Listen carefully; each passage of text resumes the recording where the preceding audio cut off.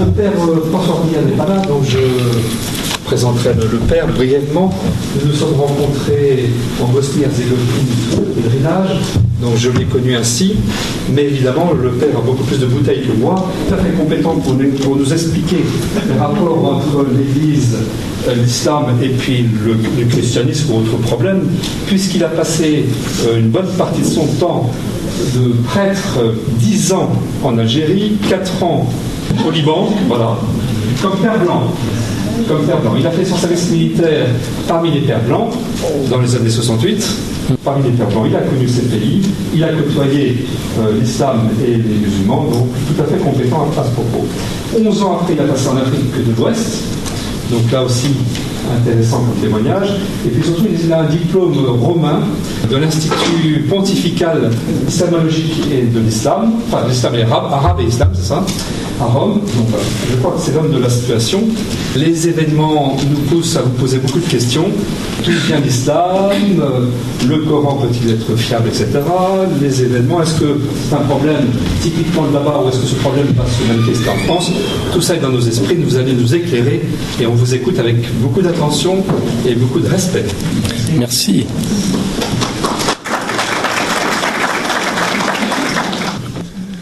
Bien, si vous permettez, nous allons commencer en priant un Je vous salue Marie. Il y a une chose qui frappe beaucoup les musulmans à Alger, Notre-Dame d'Afrique.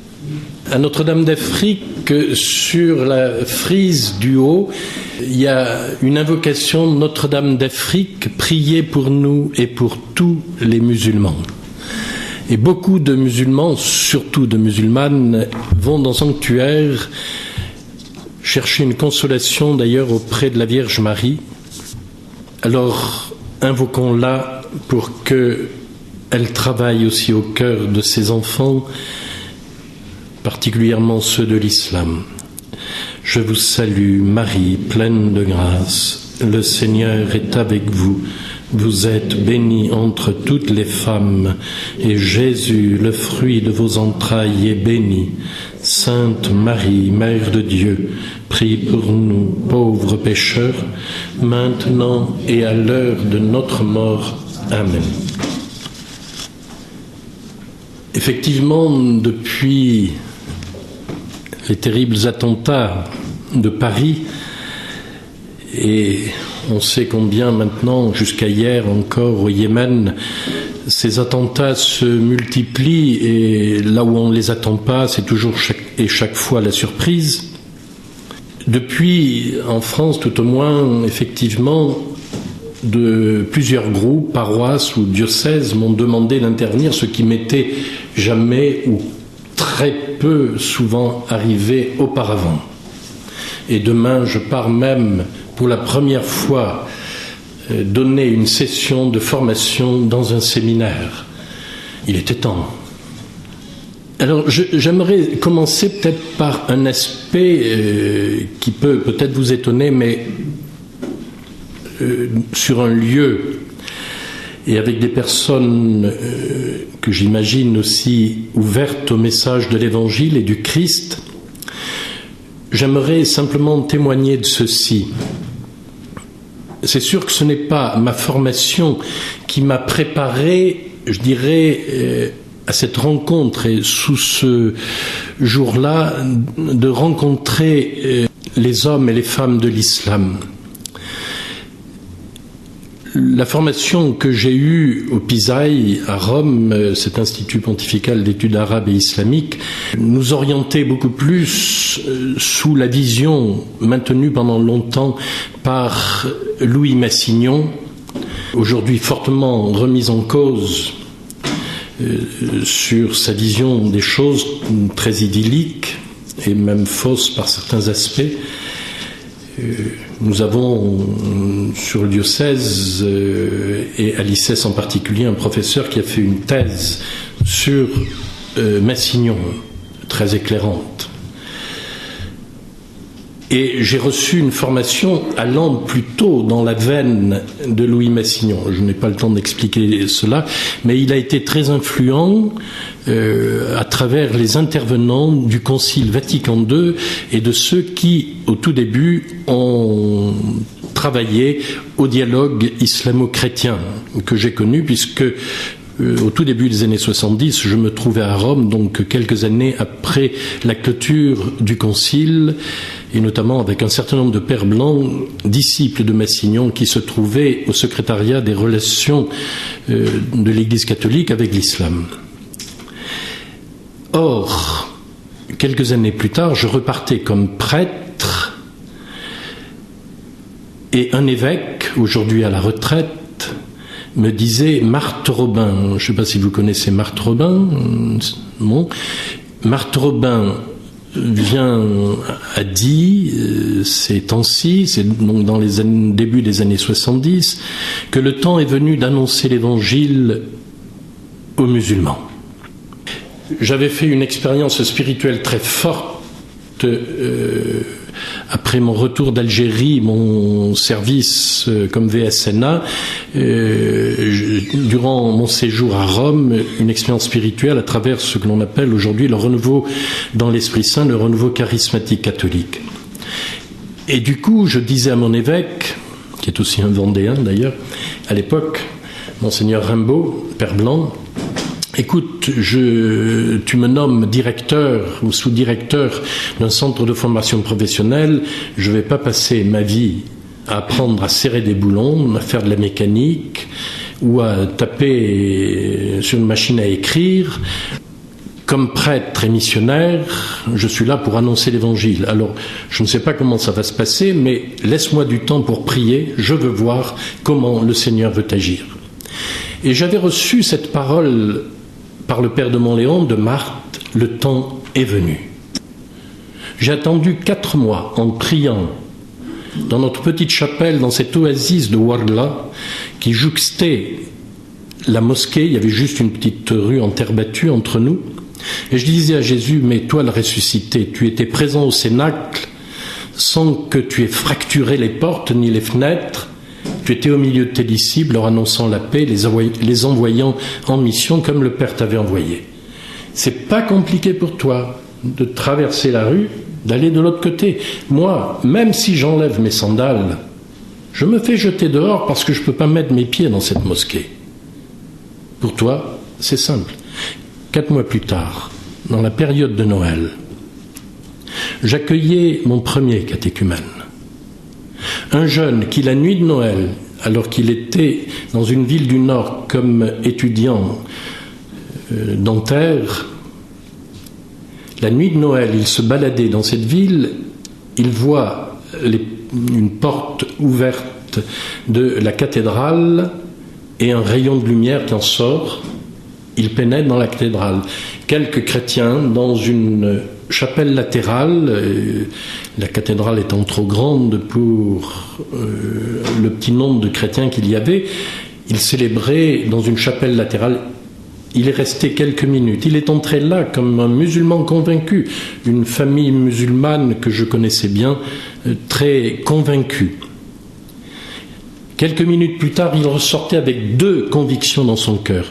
Jésus est le Fils de Dieu et le Sauveur du monde.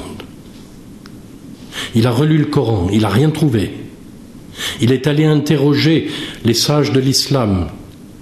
Personne n'a pu lui donner d'explication. Il est retourné souvent prier à la mosquée. Pas de réponse. Jusqu'au jour où il arrive dans l'oasis d'où il venait pendant ses vacances. Quand il me dit ça, je l'amène dans cette petite chapelle où je passais tant de temps à adorer le Seigneur. Je le plante là, j'ouvre le tabernacle où Jésus est exposé. Immédiatement, il s'est mis à adorer le Seigneur, son Sauveur. C'est le début d'une longue histoire où d'autres découvriront le Christ dans des songes, dans des apparitions même. Je pense à une jeune fille, entre autres, qui avait mis au défi le Seigneur avec l'évangile de Saint Jean qu'elle lisait et le Coran d'autre part. disant au Seigneur, je ne me coucherai pas tant que tu ne m'auras pas répondu. Et dans la nuit, le Seigneur est venu lui parler. Où, dans quel livre on te parle de mon Père? Et elle indique l'Évangile. Suis ce chemin. Va dans telle rue de ta ville, à tel numéro, tu frapperas là et on t'instruira. Ça peut paraître étonnant comme affaire. Dans cette maison, un jeune couple belge venait d'arriver comme coopérant. Et c'est eux qui vont l'instruire dans la vie chrétienne. Elle sera baptisée quelques années plus tard. Bon, on pourrait raconter quantité d'expériences comme celle-là. Il y a quelques mois, je me trouvais dans des assemblées à Lyon, puis à Lille, pour des rencontres de convertis venus de l'islam, avec différentes personnes qui étaient des intervenants dans ces forums et ces colloques. Nous avons eu aussi un témoignage étonnant de Joseph Fadel, que vous connaissez certainement par son livre « Le prix à payer ». Lui, il est d'origine chiite, il n'est pas sunnite. Il croyait connaître le Coran. Et quand le chrétien de sa chambrée lui dit « Lis attentivement le Coran, et après je te passerai l'Évangile », dans sa lecture du Coran, il n'est pas allé très loin. C'est mais comment cela a-t-il pu être écrit? Et c'est comme cela qu'il va prendre le chemin de l'Évangile et il attendra 13 ans avant d'être baptisé.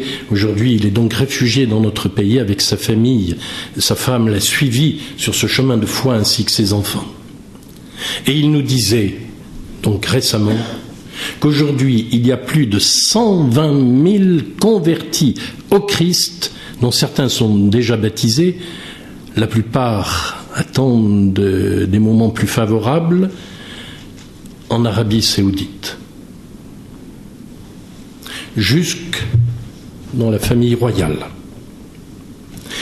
Donc, l'Évangile fait son chemin au cœur de l'Oumma musulmane, de la communauté musulmane. On en parle peu, et c'est tant mieux, mais le témoignage est là. Ce midi encore, j'étais avec des réfugiés irakiennes de la région de Mossoul.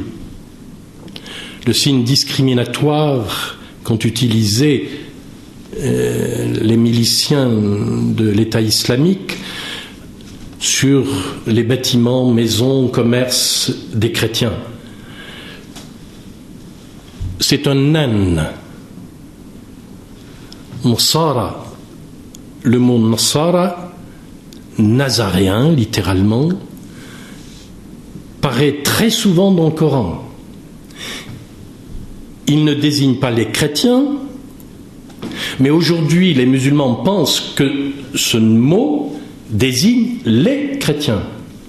Les chrétiens, dans le Coran, sont traités d'associationnistes.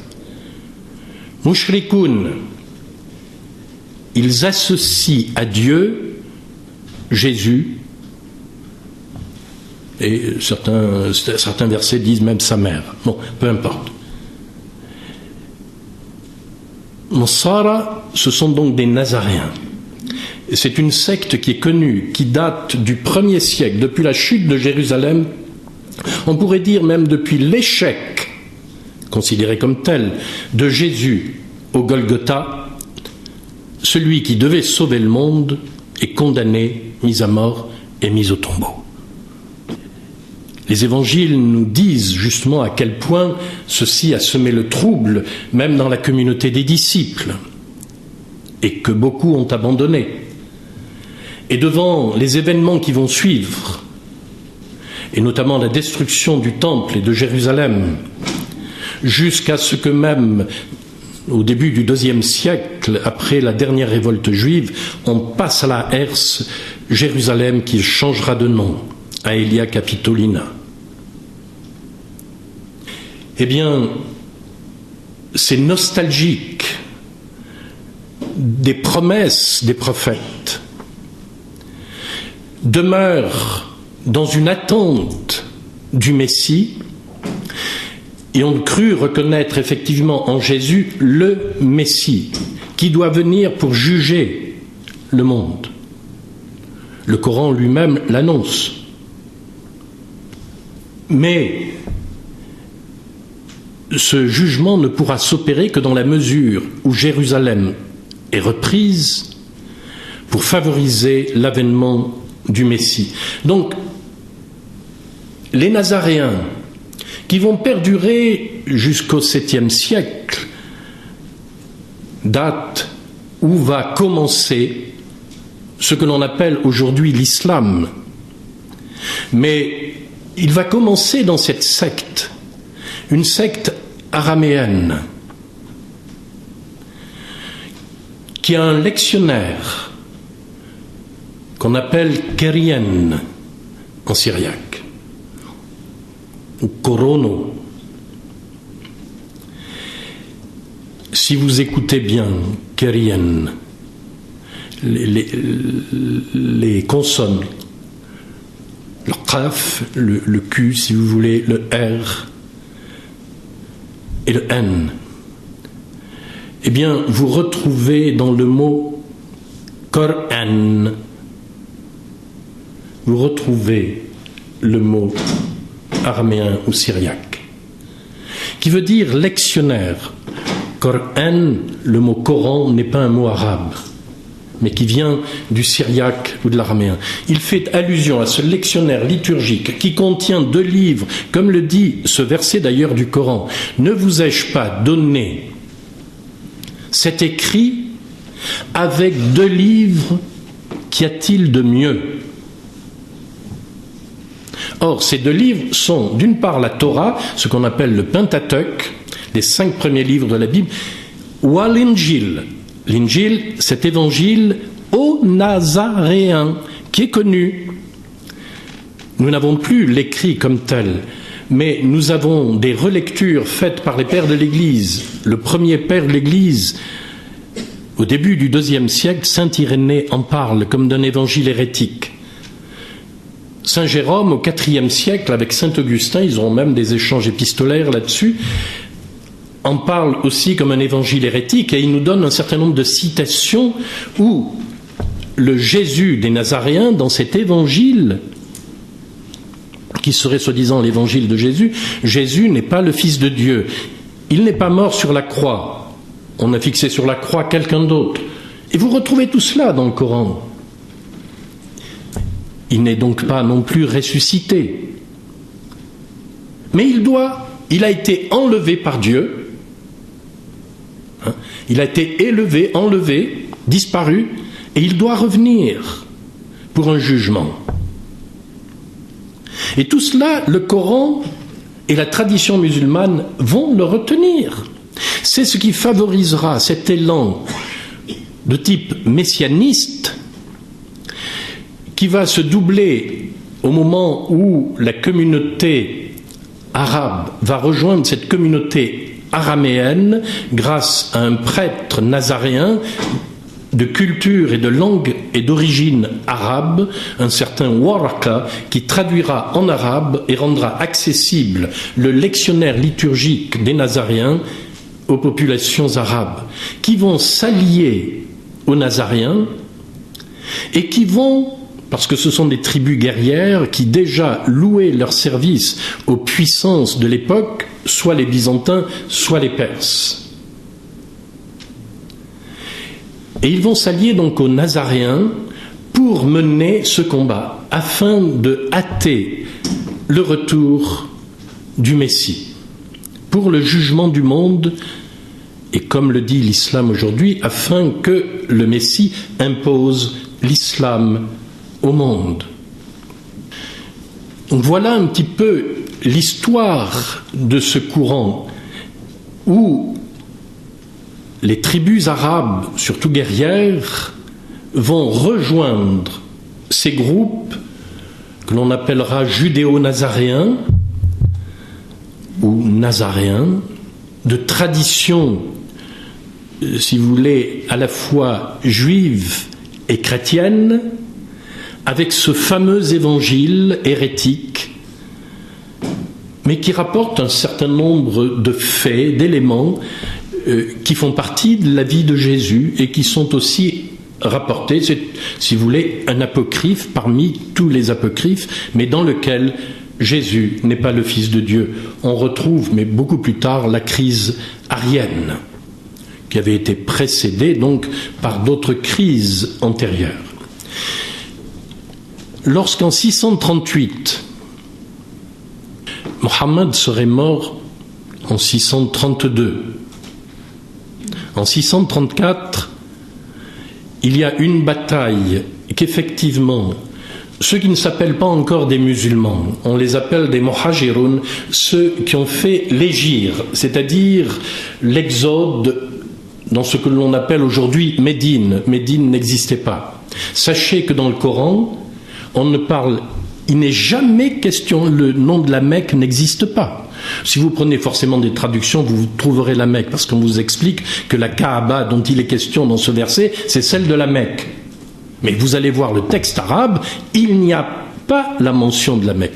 La Mecque n'est jamais mentionnée parce qu'elle n'existait pas, tout simplement, au prétendu début de l'islam, pas plus que Al-Médine, la ville du prophète. Mais il y a eu un exode qui s'est fait du nord vers le sud, vers ces oasis de Yatrib et tout un chapelet d'oasis, et non du sud vers le nord, de la Mecque vers Médine, mais du nord, la région de Palestine et de Syrie vers le sud, où s'est préparée la reconquête de la terre, un nouvel exode comme celui des Hébreux pour leur entrée en terre promise. C'était une vocation messianiste et on pourrait dire aussi eschatologique. Et donc, une bataille va ouvrir le chemin de Jérusalem, c'est la bataille de Gaza, et qui fut terrible, avec beaucoup de morts du côté des Byzantins. Le général byzantin lui-même sera tué. On a, dans une chronique juive, un récit du témoignage d'un ancien juif auquel on pose la question: est-ce que le chef des muhajiroun, des émigrés, de ceux qui ont fait la migration, est-ce que ce ne serait pas le prophète annoncé qui doit précéder la venue du Messie?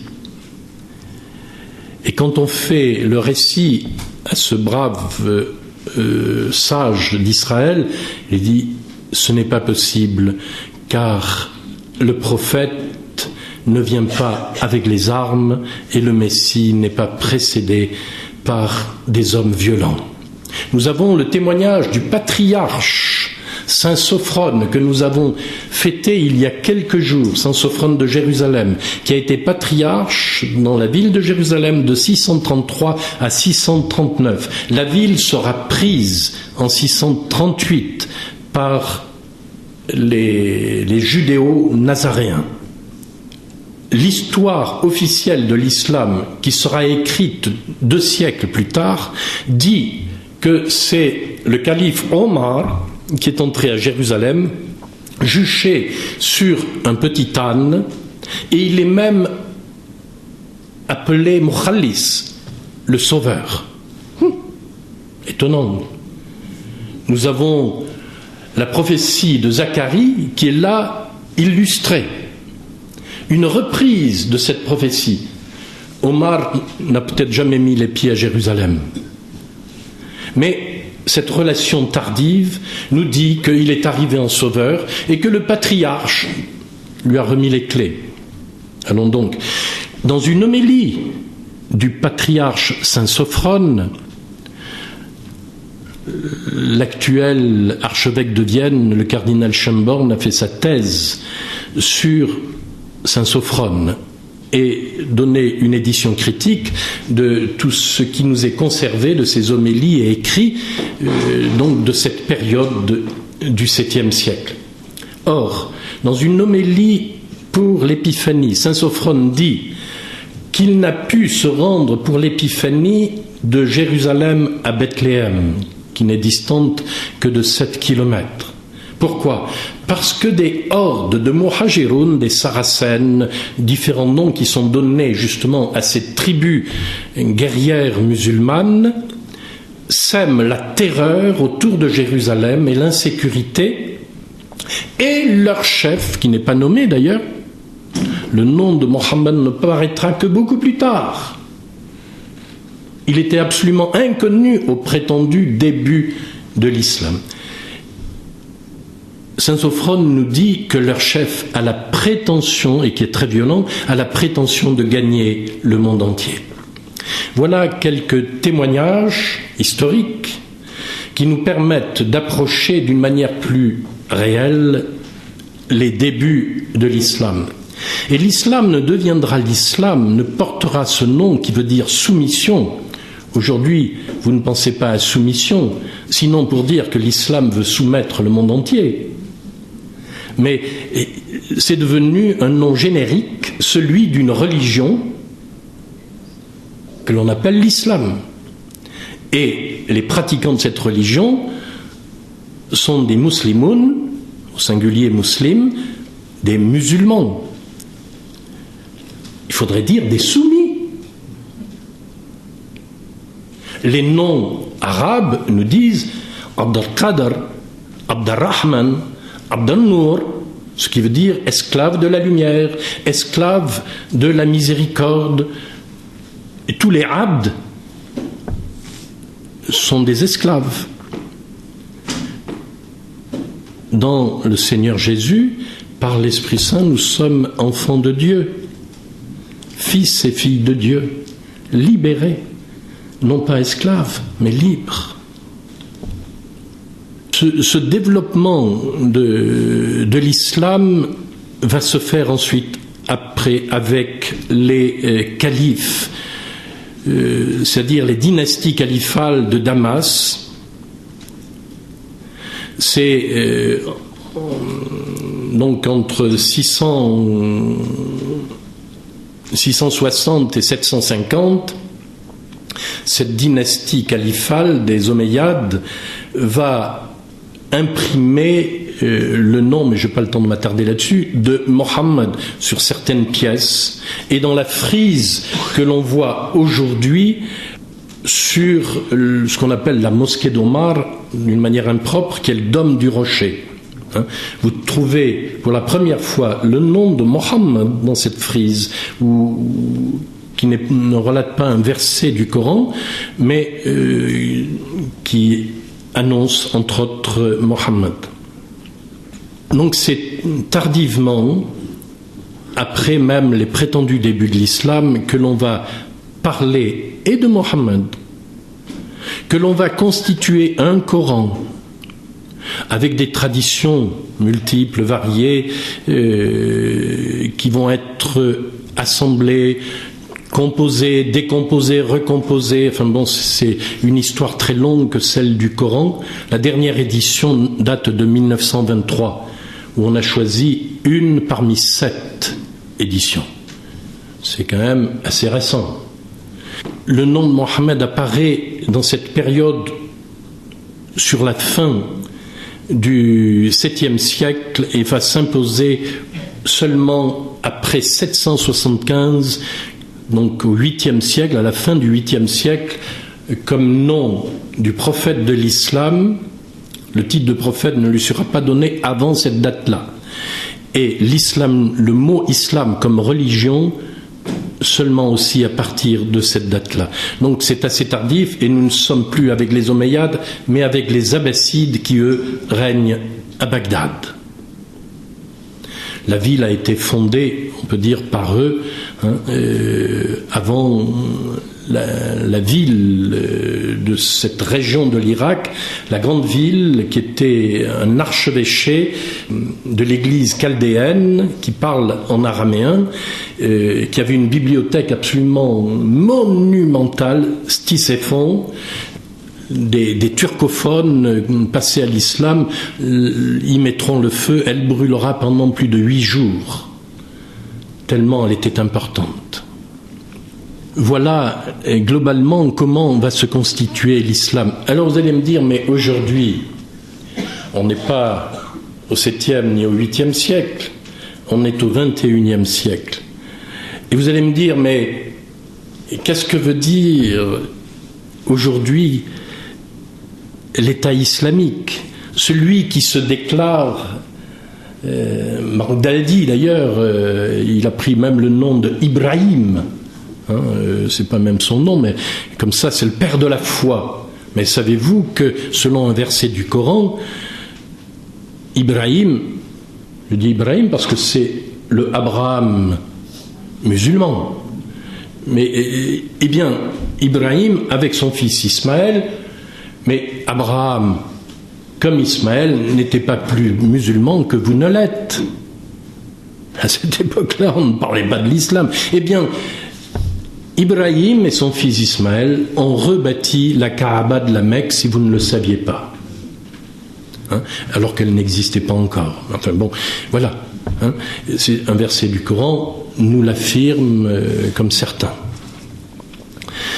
Donc, que veut dire ou que veulent dire les événements que nous sommes en train de vivre dans la cacophonie médiatique et politique d'aujourd'hui? L'État islamique, comme les talibans 30 ans plus tôt, c'est quand même l'Occident qui les a fabriqués. Le fameux calife qui était en prison à Bagdad avec un certain nombre de hauts gradés militaires de Saddam Hussein, ils étaient environ 45-48, les Américains les ont sortis de prison, il y en a 8 qui sont en libre circulation aujourd'hui, dont el-Baghdadi, avec tous ses assistants.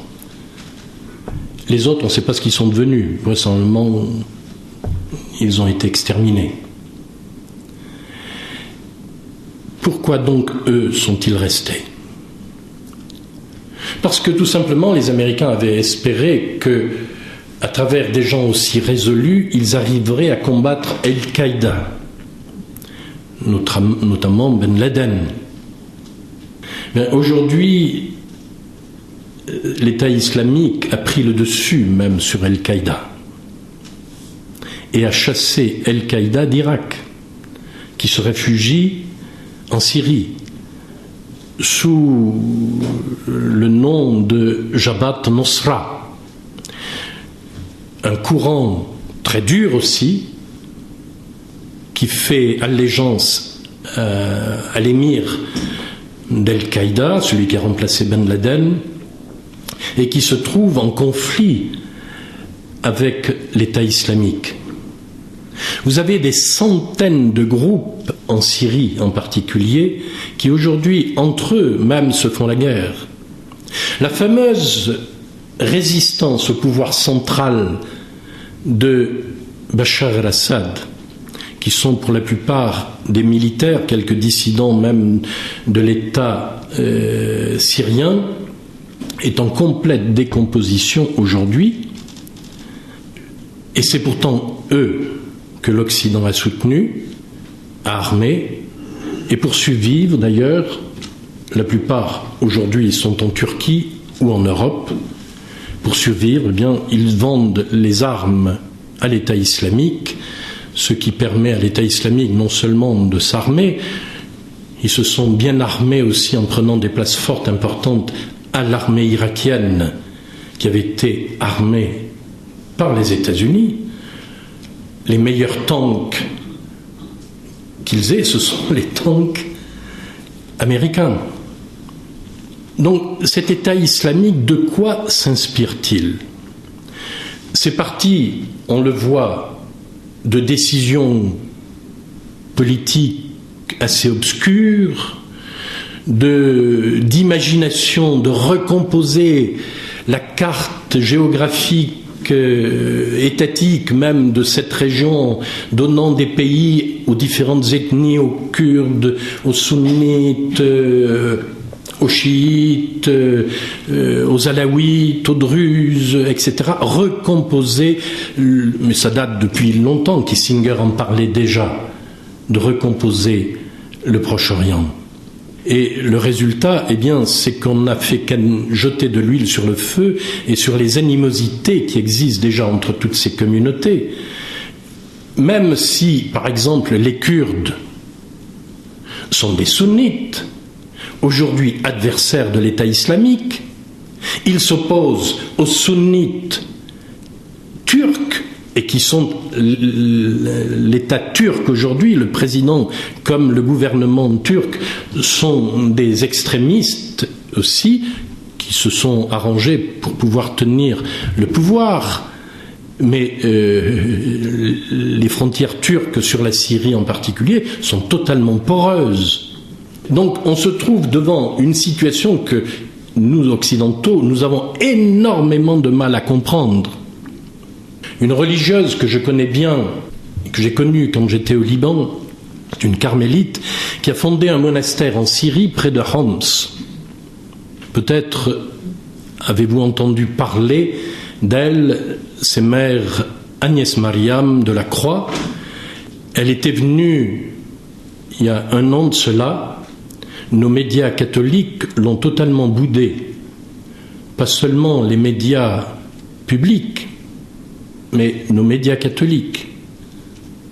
Comme un père jésuite égyptien, le père Boulad, que peut-être certains connaissent, qui aujourd'hui, quand il vient en France pour parler, eh bien, ce sont des laïcs qui l'invitent dans une grande salle d'hôtel ou qui louent un autre espace.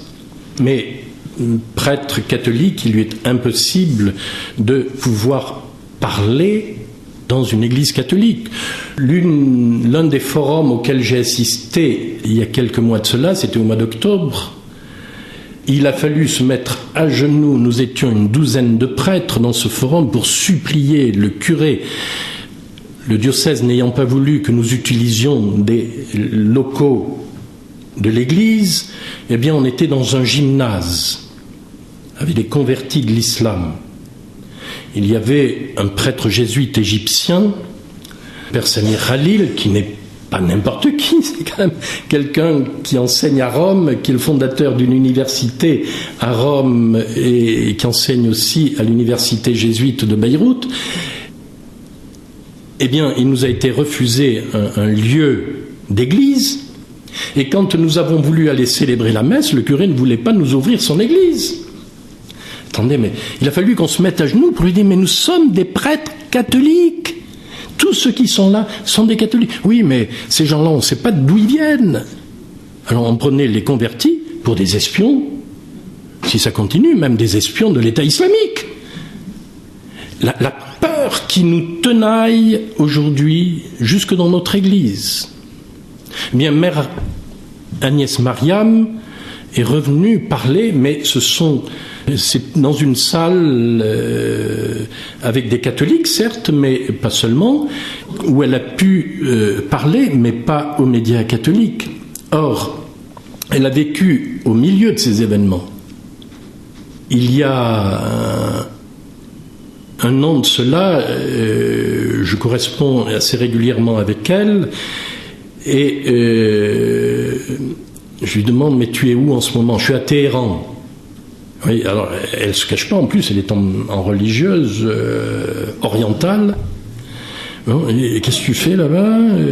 Eh bien, je suis en train d'organiser un convoi humanitaire pour aller jusqu'à Homs. La ville était encore occupée par les djihadistes. Elle a vu des exécutions sommaires à Homs. Elle a vu des choses absolument inouïes. L'État islamique sont-ils des musulmans? Totalement. Bien sûr, ce n'est pas le discours que vous allez entendre sur nos médias.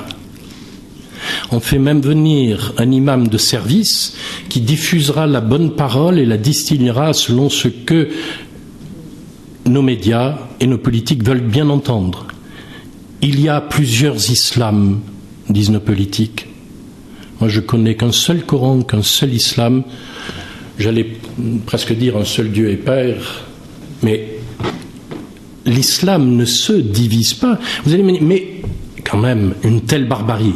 Oui, Sauf que l'imam de service, lui, il va vous dire mais que l'islam c'est la religion du juste milieu. Oui, il prend un petit verset. Il va prendre d'autres versets aussi, que vous êtes la meilleure des communautés. Que l'islam c'est la tolérance et c'est la paix. Le mot islam ne veut pas dire paix, même si c'est la même racine. Islam, c'est la troisième forme de cette racine. Le mot paix, salam, nous avons les mêmes radicales, mais vient de la première forme. À la troisième forme, ça veut dire soumettre. Nous ne sommes plus dans le même sens. Et quand un musulman nous dit que l'islam c'est la paix, mais on se moque de nous. Le cardinal Torrent lui-même a écrit, après toutes les exactions, les premières connues de l'État islamique, a écrit une lettre à tous ceux avec qui il entretient des relations amicales parmi les musulmans, leur demandant, et il a fait la liste de toutes les exactions, crucifixion, égorgement, décapitation, viol, et j'en passe, leur disant, écoutez, nous ne pouvons pas continuer le dialogue si cela ne s'arrête pas. Il faut que vous fassiez quelque chose, vous les musulmans, que vous le disiez, que vous vous prononciez fermement contre de telles actions, que vous incitiez vos structures politiques à le faire. Qui a réagi à cette lettre? Et le cardinal ne faisait que citer ce qui se passait. Il n'est même pas allé dire que dans le Coran, eh bien, on était aussi encouragé à certaines de ces actions. Ou dans les hadiths que l'on prête à Mohammed ou à ses compagnons.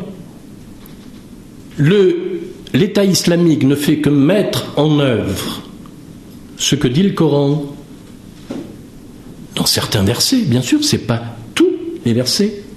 Mais si le cardinal Torrent avait dit, écoutez, vous nous dites que l'islam, c'est pas cela. Alors, les versets qu'il y a dans le Coran, s'il vous plaît, faites quelque chose, retirez-les. Il y en a un qui a eu le courage de cela. C'est le président égyptien, le maréchal Sissi, qui, quelques semaines après une conférence de musulmans à El-Azhar, donc la grande université musulmane du Caire, qui est mondialement reconnue, des musulmans chiites, sunnites, devant les exactions de l'État islamique, se sont retrouvés pour dire il faut présenter quelque chose qui honore l'islam devant les nations. On ne peut pas en rester à cette vitrine de l'État islamique. Nous sommes concernés. Bien, ils se sont battus, crêpaient le chignon entre eux, parce que justement, ce que fait l'État islamique, mais c'est ce que ordonne Dieu dans le Coran. Combattez-les jusqu'à les tuer, les supprimer. Le verbe qatala est clair, c'est tuer, donner la mort avec l'épée. Et le jihad, c'est un effort. Mais le jihad, fi sabilillah, c'est-à-dire sur les chemins de Dieu, eh bien, c'est cet effort pour supprimer tout ce qui contredit ou empêche l'islam de se déployer. Donc c'est un combat qui peut être même armé. Jihad ou qital. Donc les deux termes peuvent être parfois adjoints, ce qui est le cas dans le Coran.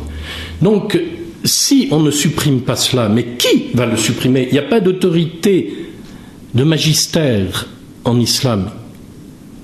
Eh bien le maréchal Sissi a réuni les imams d'Égypte à El-Azhar et leur a dit, écoutez, si on veut changer la donne, il faut que nous réformions l'islam.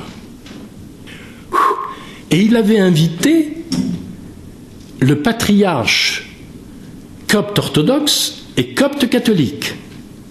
Le patriarche copte catholique a dit sur Radio Vatican, quand on lui demandait qu'est-ce qui s'était passé et son avis, il a dit, parce qu'ils étaient aussi présents à la réunion précédente, la réunion des imams, il y a un petit pas un avancement.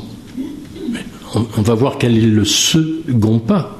Parce que est-ce que le maréchal Sissi ne s'est pas prononcé pour la suppression des versets controversés du Coran, des hadiths, etc. Qu'est-ce qu'on en fait? Si on les supprime, on va avoir encore plus d'incompréhension dans ce livre qui est déjà difficilement compréhensible. Et qui va s'aventurer? Parce que le Coran, il vient de Dieu. La sourate 17, verset 1 nous le dit. Mohammed a été même emporté sur une jument à tête de femme, d'ailleurs, jusque dans les cieux supérieurs, où là, il a reçu le Coran incréé pour le donner. Alors, il y a plusieurs traditions qui font que on dit que le Coran est venu de telle ou telle façon. Bon, même Saint Jean de Damas dira au 8e siècle que Mohammed l'a reçu dans son sommeil. Donc nous sommes devant un phénomène qui surprend tout le monde, effectivement, mais un phénomène qui a des racines profondes et qui a une tradition de conquête, et de conquête souvent violente dans l'histoire. Le monde est séparé en deux espaces, le Dar l'Islam, c'est-à-dire la demeure de l'Islam, et le Dar el-Harb, la demeure de la guerre. La demeure de l'Islam, c'est là où l'Islam règne et peut régner. La demeure de la guerre, eh bien, c'est les lieux qu'il doit conquérir, qui ne sont pas encore sous sa domination, sous sa gérance, car lorsque ces territoires et leurs populations sont conquis et soumis à l'islam, eh bien, comme les Coptes d'Égypte, qui sont, le mot Qapti veut dire égyptien.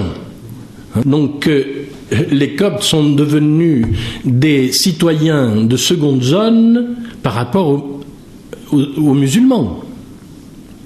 Le courage qu'a aujourd'hui le président égyptien de déclarer par exemple que après le martyre des 21 Coptes en Libye, il bâtirait une église à Mina, cette ville de la Haute-Égypte dont presque toutes les églises ont été brûlées, qu'il bâtirait une église en mémorial des martyrs. Attendez, un musulman qui va bâtir une église pour des martyrs chrétiens. Et là, on n'aura pas besoin de 10 ans ou 20 ans pour demander un permis de construire, ça va se faire.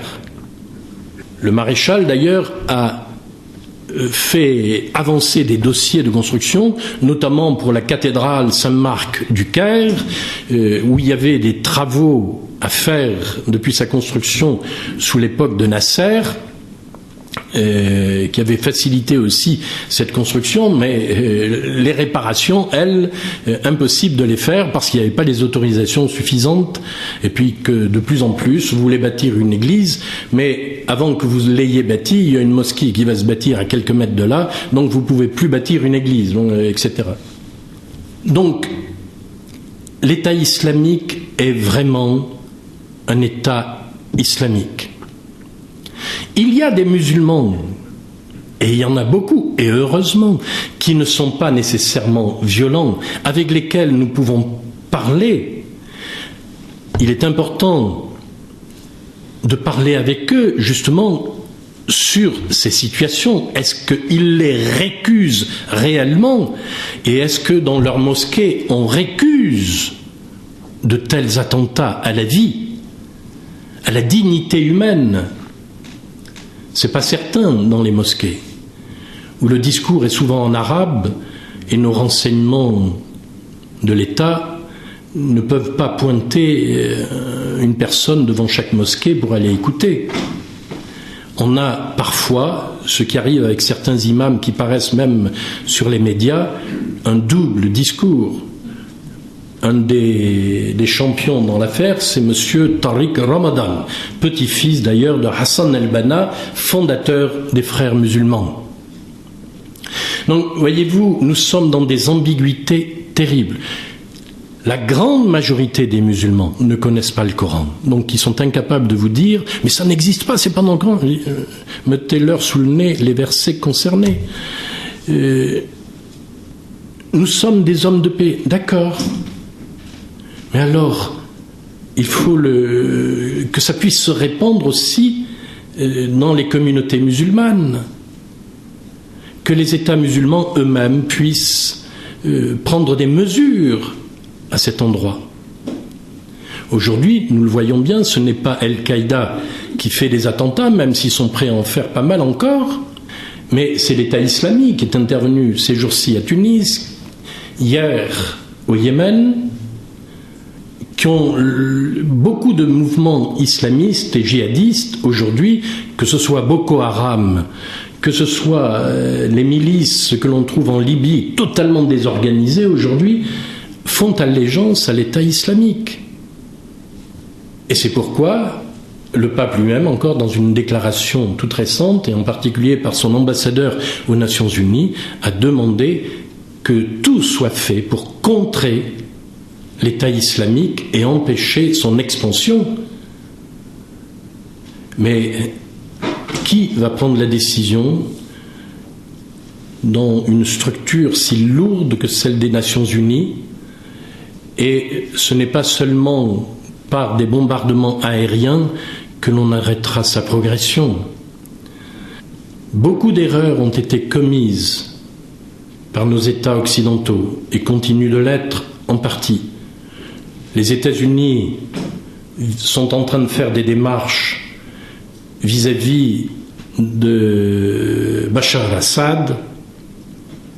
Certains de nos députés étaient récemment à Damas. On ne détrônera pas Bachar al-Assad, ça fait 4 ans que ça dure. On veut une guerre de combien d'années? Et aujourd'hui, nous sommes pris par l'État islamique. Qui voulons-nous combattre? Qui voulons-nous arrêter? La ville de Mossoul, qui était une ville chrétienne comme celle de Karakosh, s'est vidée de sa population.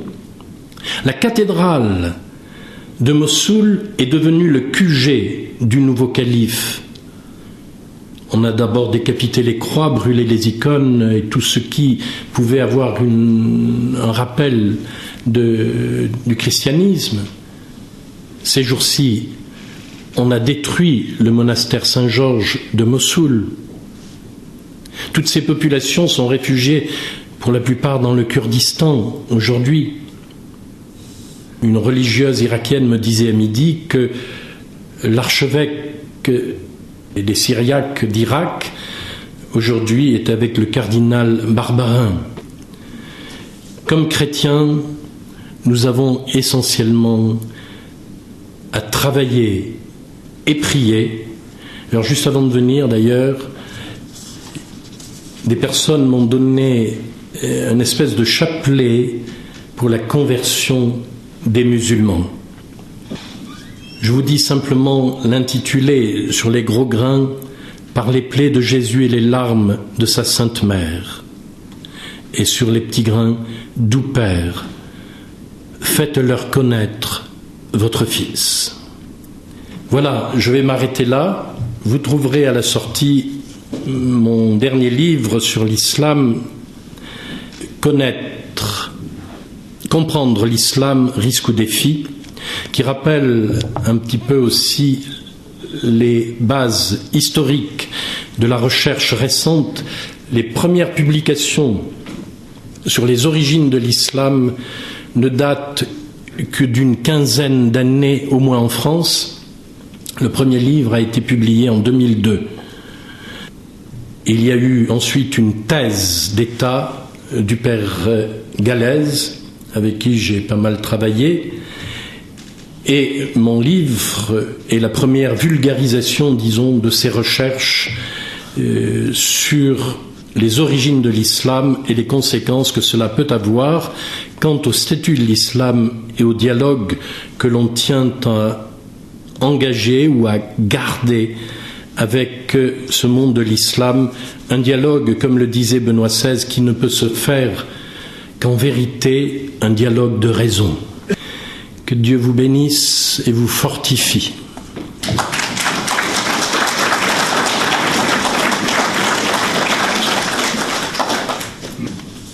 Je vous comprends, vous le prenez sur un plan, je dirais, plus spirituel, émotif, voire psychologique. La Bible a été très étudiée, y compris scientifiquement. Elle a été passée à la moulinette et c'est pas terminé. La grande difficulté, c'est ce que je vous disais, c'est que le Coran est une œuvre divine. Il existe dans le ciel. Ce n'est qu'une projection sur la terre. Alors, il y a eu des époques, mais cette époque a été terminée au Xe siècle, où il y avait une réflexion qui se faisait sur les origines de l'islam, sur ses textes, etc. Mais tout cela, le rationalisme, la philosophie, a été renvoyé de l'islam et on en est resté à des écoles juridiques. Donc, il y a dans l'islam lui-même une impossibilité d'une autre approche. On ne peut que faire des réflexions sur ce qui existe.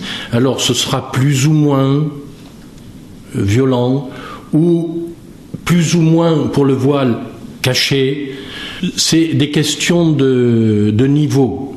Mais on n'ira pas plus loin, parce qu'il est impossible, le Coran est quasiment un dogme, ce que n'est pas la Bible en elle-même. La Bible, à la limite, on peut s'en séparer. Ce dont on ne peut se séparer, c'est de la révélation qui nous est donnée dans cette écriture. Et si je connais le Christ, à travers les prophètes, les apôtres, et tout ce que la Sainte Bible a pu nous donner, c'est que je m'attache au Christ et non pas à un livre comme tel. Même si le livre a une extrême importance et qu'il faut lire tous les jours. Mais oui, mais c'est ce qu'imaginait M. Sarkozy quand il a créé le FCM, espérant que l'islam fonctionnerait. Moi, je lui ai fait parvenir mon livre à ce moment-là pour qu'il sache un peu quand même ce qu'est l'islam, avant de faire une structure pour l'islam. Il s'est retrouvé avec deux parties de l'islam. La Grande Mosquée de Paris, qui représentait à ce moment-là 20% de l'ensemble du CFCM, et l'UOIF, qui, elle, est salafiste, d'origine essentiellement sous influence marocaine. Et je signale d'ailleurs que le roi Hassan, quand il avait été interviewé par une journaliste très connue à l'époque, disait « Vous ne pourrez pas inculturer dans votre pays des musulmans, parce que nous ne sommes pas de même tradition, et ni de même culture. » Et là, il était très clair, et c'est vrai, le père de Foucault lui-même le disait dans une lettre, que si l'on n'évangélise pas et ne christianise pas les musulmans, nous aurons beaucoup de difficultés au vivre ensemble. C'est pour ça que j'ai commencé par donner des témoignages de conversion. Globalement, je peux dire que la rencontre personnelle de Jésus ouvre un espace de liberté extraordinaire à ces hommes et ces femmes qui viennent au Christ. Et ils ne viennent pas au Christ contre l'islam. Ils ont au contraire un zèle pour aller trouver leurs anciens corélégionnaires et les amener au Christ. Le travail que fait Joseph Fadel, c'est absolument inouï. L'Arabie Saoudite et d'autres encore ont essayé de le soudoyer pour le ramener à l'islam, parce qu'ils s'aperçoivent qu'ils ont là quelqu'un qui est très écouté et qui fait un travail extraordinaire. Eh bien, plusieurs de ces personnes qui ont essayé de l'atteindre, aujourd'hui sont en train de devenir chrétiens. Donc le grand travail, c'est celui-ci. Et moi je l'ai entendu plusieurs fois en Algérie, si nous avions la liberté, nous deviendrions chrétiens. Qu'est-ce qu'ils veulent dire ? Bien tout simplement que un musulman, c'est pas d'abord un homme libre, c'est le membre, mais un membre noyé dans une masse que l'on appelle l'Oumma, la communauté musulmane. Ce qui compte, c'est la communauté. Et pour la communauté, eh bien tout est possible. On peut se faire sauter. Boko Haram a fait sauter des petites filles de 10 ans sur des marchés. Et pour le bien de l'islam, ils appellent ceux qui se font sauter, les kamikazes, en fait des martyrs. Attendez, donner la mort, et se donner la mort n'est pas, pour un chrétien, c'est pas cela, être martyr. Donc, nous avons des confusions importantes, même dans notre dialogue. Ce qui rend difficile le dialogue, c'est que les mêmes termes n'ont pas nécessairement le même sens. Et vous avez plusieurs auteurs qui aujourd'hui osent ce discours, le père Jourdan, entre autres, Marie-Thérèse Urvois, qui a écrit un livre récemment, Mésentente, qui fait un espèce de lexique à partir de certains mots et fait l'histoire et le contexte de l'utilisation de ces mots pour montrer l'ambiguïté dans laquelle nous sommes souvent au niveau du dialogue, même avec la meilleure volonté du monde, hein. Si nous n'évangélisons pas, malheur à moi, disait saint Paul. Le pape Jean-Paul II, la première fois où il est venu en France, nous a dit « Vous avez une chance énorme ». Le phénomène de la migration, et ça remonte donc au tout début des années 80, n'était pas ce qu'il est aujourd'hui. Vous avez une chance énorme, c'est d'évangéliser ces peuples qui viennent jusqu'à vous. Nous ne l'avons pas fait, ou très peu. Quand vous voyez les difficultés que les convertis de l'islam ont à être accueillis dans les communautés paroissiales, j'en ai été témoin dans plusieurs situations, c'est désolant. Quand vous voyez que les communautés, qui deviennent de plus en plus nombreuses aujourd'hui, comme celles qui viennent d'Irak, qui sont de rites orientaux différents, des rites beaucoup plus anciens que le nôtre, qui sont confinés dans leur espace culturel et cultuel, quand on sait que ça va peut-être changer, ça commence à changer, mais il a fallu du temps et pas mal de bouleversements, quand vous savez que l'évêque de tous ces chrétiens orientaux, c'est l'archevêque de Paris, vous dites, mais attendez, je ne comprends pas tout à fait. Moi, quand j'étais à Beyrouth, sur la place de Beyrouth, vous aviez des dizaines d'évêques de rites différents, y compris l'évêque latin. En Orient, le diocèse n'est pas d'abord un espace géographique. Ce sont les fidèles qui dépendent de ce rite-là. Ce qui fait qu'il y a une circulation même entre les rites. Ça a d'autres inconvénients. Mais une paroisse comme celle de Sarcelles, qui est une paroisse chaldéenne, qui vient d'Irak aussi, qui est très vivante. Ces gens-là parlent l'arabe, parfois l'araméen, parfois le kurde. Comment ne donne-t-on pas mission dans notre Église de France à ces chrétiens venus d'Orient pour aller évangéliser les populations de leur langue? Or, ils sont comme confinés, rien n'est ouvert à ce niveau-là. Donc, dans notre Église de France elle-même, il y a une ouverture qui n'est pas encore faite. N'hésitez pas à parler de Dieu, alors que ce n'est pas facile dans nos structures étatiques aujourd'hui, mais un musulman ne vous rejettera pas. Vous l'avez témoigné parce que vous parlez de Dieu. Vous êtes témoin. Je vous raconte juste une petite histoire qui est un très beau témoignage que j'ai vécu quand j'étais en Algérie, mais c'était en Algérie, ce n'était pas en France. Une famille dont la maman venait d'être hospitalisée, le fils aîné passe chez nous et me dit « Est-ce que tu peux m'accompagner voir ma mère à l'hôpital ?» Nous y sommes allés. Elle était dans une salle de femmes. Moi, comme marabout, on ne sait pas très bien si c'est sexué un marabout. Bien, malgré ma barbe et tout le reste, je suis entré, mais directement pour aller auprès de cette femme que je connaissais bien. Et je lui ai dit « Tu crois que Dieu peut te guérir ?»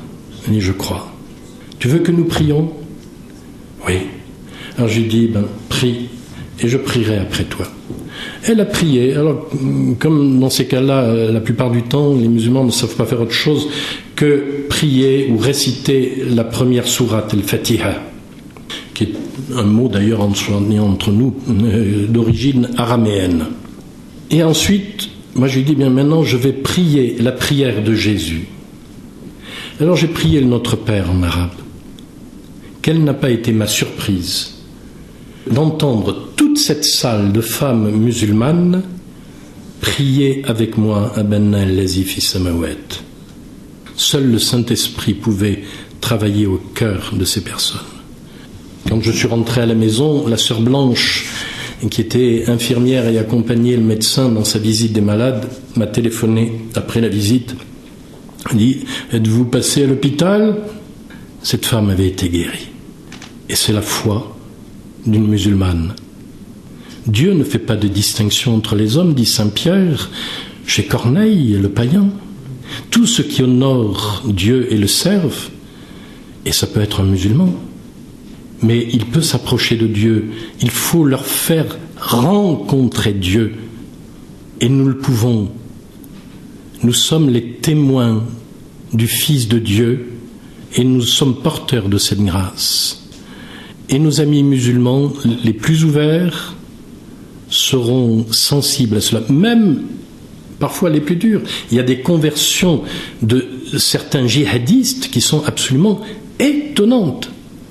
Un chef du GIA en Algérie s'est converti. Il faut voir son témoignage et bon, il a dû se mettre à l'abri, forcément.